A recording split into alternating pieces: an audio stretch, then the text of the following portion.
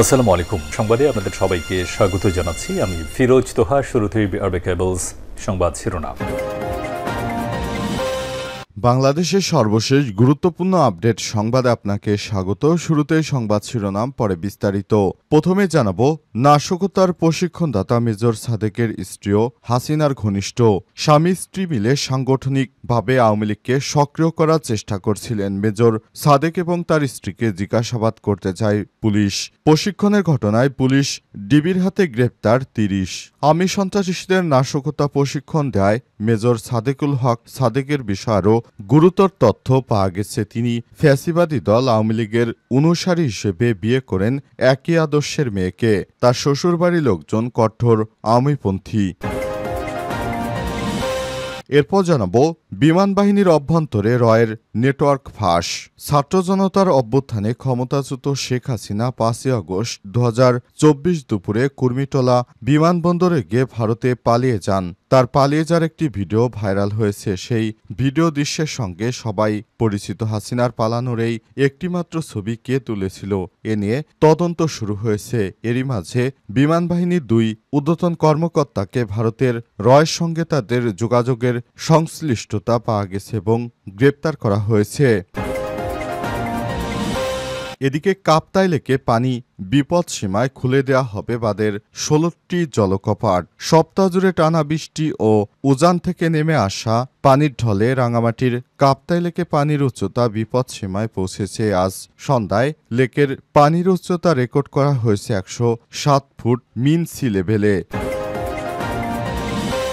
এদিকে সুনামগঞ্জে শ্রমিক শিক্ষার্থীদের দ্বন্দ্ব, অনির্দিষ্টকালের পরিবহন ধর্মঘট। সুনামগঞ্জে বাস ভাড়া নিয়ে শ্রমিক ও বিশ্ববিদ্যালয় শিক্ষার্থীদের মধ্যে দ্বন্দ্বের জেরে মালিক শ্রমিকের ডাকা অনির্দিষ্টকালের কর্মবিরতি চলছে। এবং সর্বশেষ জানাবো, ইসরায়েলের সামরিক লক্ষ্যবস্তুতে হামলা। ইসরায়েলের সামরিক লক্ষ্যবস্তুতে হামলা চালিয়েছে ইয়েমেনের হুথি যোদ্ধারা। এক সংক্ষিপ্ত টেলিভিশন ভাষণে গোষ্ঠীটির সামরিক মুখপাত্র ইয়াহিয়া সারি জানিয়েছেন, তারা সিয়নি শত্রুদের সামরিক অবস্থানে ৩টি ড্রোন নিক্ষেপ করে। খবর আল জাজিরার। প্রিয় দর্শক, এতক্ষণ শুনছিলেন সংবাদ শিরোনাম, এবারে বিস্তারিত। তবে তার আগে বন্ধুরা, অনুরোধ থাকবে এই সংবাদটিতে একটি লাইক দিন। এই চ্যানেলে আপনি নতুন হয়ে থাকলে আমাদের সংবাদটি দেখতে দেখতে চ্যানেলটি সাবস্ক্রাইব করে রাখুন। কমেন্ট করে বন্ধুরা আপনার মূল্যবান মতামত জানিয়ে দিন আপনি বিশ্বের কোন দেশ থেকে বা বাংলাদেশের কোন স্থান থেকে আমাদের সংবাদটি দেখছেন এবং শুনছেন। আর বন্ধুরা, এই সংবাদটি আপনার সোশ্যাল মিডিয়া ফেসবুকে শেয়ার করে বন্ধুদেরও দেখার সুযোগ করে দিন। কমেন্ট করে জানিয়ে দিন আপনি বাংলাদেশের কোন স্থান থেকে আমাদের সঙ্গে রয়েছেন। এবারে বিস্তারিত। নাশকতার প্রশিক্ষণদাতা মেজর সাদেকের স্ত্রীও হাসিনার ঘনিষ্ঠ। স্বামী স্ত্রী মিলে সাংগঠনিকভাবে সংগঠিত করছিল আওয়ামী ক্যাডারদের। মেজর সাদেক ও তার স্ত্রীকে জিজ্ঞাসাবাদ করতে চায় পুলিশ। কট্টর আওয়ামী পরিবারে বিয়ে করেন মেজর সাদেক। প্রশিক্ষণের ঘটনায় পুলিশ ও ডিবির হাতে গ্রেপ্তার ৩০। সিগন্যাল অ্যাপের গোপন গ্রুপে অভ্যন্তরীণ যোগাযোগ ওয়াসিম সিদ্দিকী। আওয়ামী সন্ত্রাসী নাশকতার প্রশিক্ষণ দেয় মেজর সাদেকুল হক সাদেকের বিষয়ে আরও গুরুতর তথ্য পাওয়া গেছে। তিনি ফ্যাসিবাদী দল আওয়ামী লীগের অনুসারী হিসেবে বিয়ে করেন একই পরিবারের মেয়েকে। তার শ্বশুরবাড়ির লোকজন কঠোর আওয়ামীপন্থী। শেখ হাসিনার পরিবারের সঙ্গেও তাদের ঘনিষ্ঠতা ছিল, তাই সরকার হঠাতে স্বামী স্ত্রী মিলেই চালাচ্ছিলেন প্রশিক্ষণ কার্যক্রম। এসব বিষয়ে বিস্তারিত জানার জন্য সাদেক ও তার সহধর্মিনী সুমাইয়া ফারজিনকে জিজ্ঞাসাবাদ করতে চায় পুলিশ।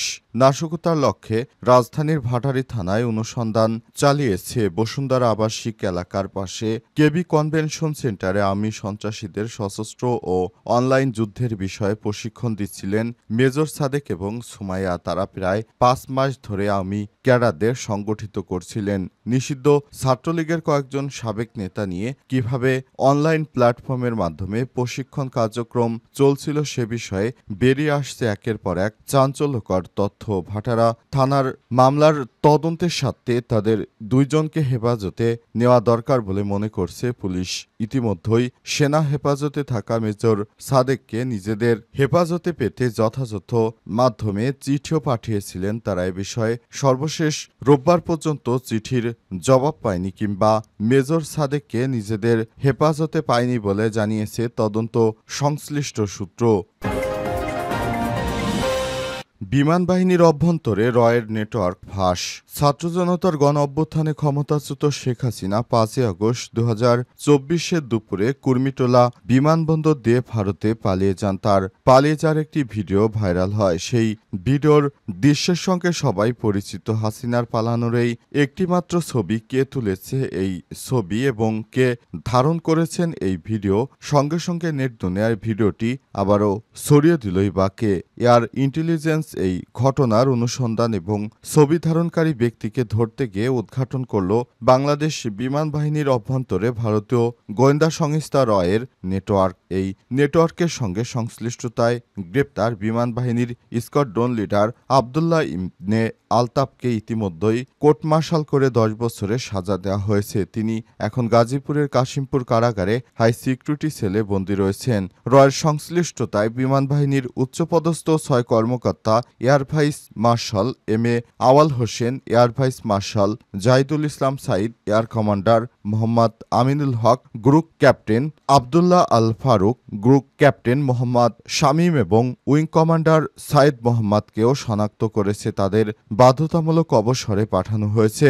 আমার দেশের অনুসন্ধানে সম্পর্কে বিস্তারিত তথ্য পেয়েছে। এ ব্যাপারে যোগাযোগ করা হলে আন্তঃবাহিনী জনসংযোগ পরিদপ্তর আইএসপিআর এর পরিচালক লেফটেন্যান্ট কর্নেল সামিউদ্দৌলা চৌধুরী আমার দেশকে জানিয়েছেন, বিমান বাহিনীর এই 6 অফিসার স্বাভাবিক অবসরে গেছেন। নির্ভরযোগ্য সূত্র থেকে জানা গেছে, বাংলাদেশ এয়ারফোর্সের ভেতরে রয়ের শ্যাডো রিক্রুটার হিসেবে কাজ করতে স্কোয়াড্রন লিডার আবদুল্লাহ বিন ইবনে আলতাফ এয়ার ইন্টেলিজেন্স তাকে আইডেন্টিফাই করার পর 2024 সালের 14 আগস্ট ডিজিএফআই এর হাতে তিনি গ্রেপ্তার হন। তার ব্যক্তিগত গাড়ি থেকে উদ্ধার করা হয় ভারতীয় প্যারা কমান্ডোর ব্যবহৃত করা দুটি FN-90 এবং সিকপি 229 রাইফেল এবং 1 কোটি নগদ টাকা সহ বিভিন্ন ইলেকট্রনিক ডিভাইস। কাপ্তাই লেকে পানি বিপদ সীমায় খুলে দেওয়া হবে বাঁধের 16টি জলকপাট। সপ্তাহ জুড়ে টানা বৃষ্টি ও উজান থেকে নেমে আসা পানি ঢলে রাঙামাটির কাপ্তাই লেকে পানির উচ্চতা বিপদ সীমায় পৌঁছেছে। সন্ধ্যায় কাপ্তাই লেকের পানির উচ্চতা রেকর্ড করা হয় 107 ফুট মিন সি লেভেলে। যদিও লেকটির ধারণ ক্ষমতা 109 ফুট অর্থাৎ, তবে কাপ্তাই বাঁধের বয়সজনিত কারণে 107 ফুটকেই বর্তমান বিপদসীমা হিসেবে বিবেচনা করা হচ্ছে। কাপ্তাই জলবিদ্যুৎ কেন্দ্রের ব্যবস্থাপনা পরিচালক মাহমুদ হাসান স্বাক্ষরিত এক বিজ্ঞপ্তিতে জানানো হয়েছে, লেকে পানি বিপদসীমায় পৌঁছেছে। সোমবার বিকাল 3টায় কাপ্তাই পানি বিদ্যুৎ উপকেন্দ্রের 16টি জলকপাট 6 ইঞ্চি করে ছেড়ে দেওয়া হবে। এতে প্রতি সেকেন্ডে 9000 কিউসেক পানি কাপ্তাই লেক হতে কর্ণফুলী নদীতে নিষ্কাশন করা হবে। একই সঙ্গে জানানো হয়েছে, কেন্দ্রের 5টি ইউনিটে হতে সর্বমোট 219 মেগাওয়াট বিদ্যুৎ উৎপাদন হয়েছে। এই বিদ্যুৎ উৎপাদন করতে গিয়ে প্রতি সেকেন্ডে 30,000 কিউসেক পানি কাপ্তাই লেক হতে কর্ণফুলী নদীতে নিষ্কাশন করা হচ্ছে। কাপ্তাই জলবিদ্যুৎ কেন্দ্রের ব্যবস্থাপনা পরিচালক মাহমুদ হাসান আরও জানান, রাতে যেভাবে পানি বৃদ্ধি পাচ্ছে, সকালে এই ধারা অব্যাহত না থাকলে পানি সোমবার ছাড়া হবে না। তিনি আরও বলেন, বর্তমান লেকের ইনফ্লো ও বৃষ্টিপাত পরিস্থিতি নিবিড়ভাবে পর্যবেক্ষণ করা হচ্ছে। ইনফ্লো বেশি হলে অর্থাৎ পানির লেভেল অপ্রত্যাশিতভাবে বৃদ্ধি পেলে স্পিল ওয়ার অর্থাৎ জলকপাট গেট খোলার পরিমাণ পর্যায়ক্রমে বৃদ্ধি করা হবে।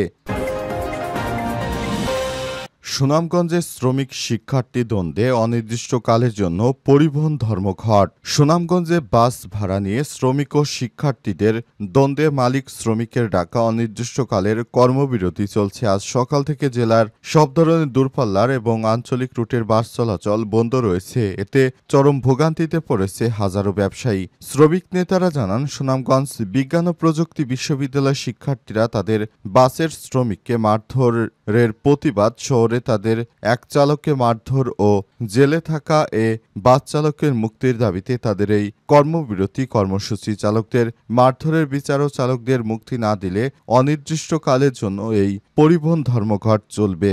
এদিকে হঠাৎ পরিবহন ধর্মঘটে ভোগান্তিতে পড়েছে জেলার সাধারণ মানুষ। এর আগে সোমবার বিকাল 4টায় জেলার শান্তিনগর সুবিপ্রবির অস্থায়ী ক্যাম্পাসের সামনে সুনামগঞ্জ বিজ্ঞান ও প্রযুক্তি বিশ্ববিদ্যালয়ের শিক্ষার্থীদের সঙ্গে কথা কাটাকাটির এক পর্যায়ে বাসের হেলপার মারধরের শিকার হয়েছে এমন অভিযোগ এনে পৌর শহরে নতুন বাস স্টেশন এলাকায় সড়ক অবরোধ করে রাখে শ্রমিকরা। রাতে 3 দফা দাবিতে অনির্দিষ্টকালের কর্মবিরতির ঘোষণা দেন মালিক শ্রমিক ঐক্য পরিষদ। এরপরই আজ এই ধরনের ধর্মঘট পালন করা হচ্ছে। তাদের কাছে বলা হয়েছে, সাধারণ মানুষকে আপনারা যেভাবে কষ্ট দিচ্ছেন সেটি দিয়ে এই ধরনের ধর্মঘট কোনোভাবেই গ্রহণযোগ্য নয়। তবে তারা সাধারণ জনতার কথা মানছে না। তারা মনে করছে তারা হয়তো যা খুশি সেটাই করবে।